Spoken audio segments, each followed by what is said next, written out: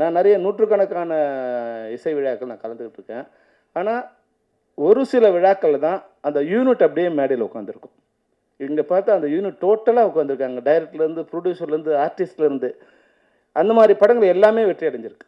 நான் லப்பர் பந்துலேருந்து எப்போ ஒரு யூனிட் வந்து தயாரிப்பாளர் முதல் கேமராமேன்லேருந்து, மியூசிக் டைரக்டர்லேருந்து, ஹீரோலேருந்து, கடைசியாக செகண்ட் லீட்லேருந்து, பழைய செகண்ட் லீட்லேருந்து இங்கே வந்து உட்காடுறாங்களோ, அப்போ அது ஒரு எல்லாருமே ஒன்றா டெடிக்கேட்டாக ஒர்க் பண்ணியிருப்பாங்க. ஒரு காம்பினேஷன் ரொம்ப நல்லா இருந்திருக்கும். அதனால் இவங்களோட கூட்டு முயற்சி ப்ளஸ் ஒற்றுமை, படம் முடியும் போது கூட தயாரிப்பாளர் சிரித்த முகத்தோடு இருக்காருன்னா அந்த படம் வெற்றி இருக்குது அப்படின்னு தான் அர்த்தம். அது மட்டும் இல்லாமல் அவர் சொன்னார் வந்து ஜித்து பேசும்போது சொன்னார், சார் நான் அங்கே இருந்தேன்னு. அங்கே இருக்கும்போது எத்தனை பேரை நீங்கள் கலாய்ச்சிருப்பீங்க, எத்தனை படத்தை மேலே ஒரு டேக்லைன் போட்டு கீழே உள்ளே எழுதியிருப்பீங்க இல்லையா? அதுக்குண்டான மெட்டீரியல் கொடுத்துருவில்ல நீ. அப்போ இப்போ எப்படி இருக்கு உனக்கு? பயந்துட்டே இருக்க இல்லையா? இவனுக்கு ஏதாவது எழுதி விட்டுருவாங்களான்னு பயந்துட்டே இருக்கேன் இல்லையா? அது மாதிரி நம்ம பத்திரிகை நண்பர்கள்லாம் ஒரு சின்ன ஒரு வேண்டுகோள் என்னன்னா, நாளைக்கு நீங்களும் இந்த மேடையில் வரலாம், நீங்களும் ஒரு நடிகனாக இருக்கலாம்.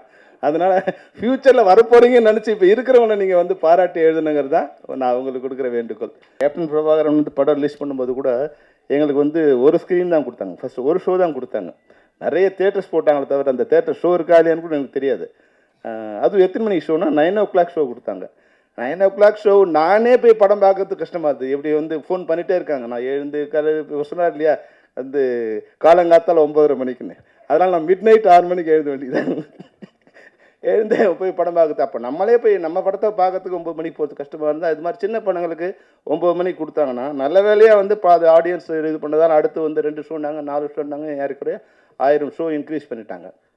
ஆனால் இந்த படங்களுக்கு கொடுக்கும்போது நீங்கள் கோகுல் நீங்கள் திரையரங்கத்தை எடுக்கும்போது ஒரு ஷோவாக இருந்தால் கூட அது 6 o'clock அப்படிங்கிற மாதிரி ஷோவாக இருந்ததுன்னா, 6 o'clock 7 o'clock ஷோவாக இருந்ததுன்னா மெயின் ஆடியன்ஸ் அந்த யூத் வர்றதுக்கு உண்டான ஒரு சான்ஸ் கிடைக்கும். அவங்க வந்து இப்போ என்ன பத்திரிகையில் எழுதினாலும் அது 50% தான்.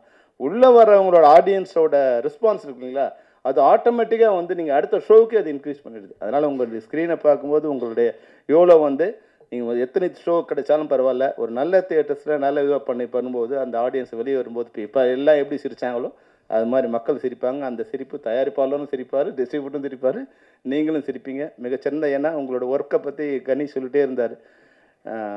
நீங்கள் டெக்னிக்கலாகவும் ஏன்னா டிஎஃப்டியாக இருக்கிறதால உங்களுக்கு டெக்னிக்கல் ஒன்று சொல்ல வேண்டிய அவசியம் இல்லை.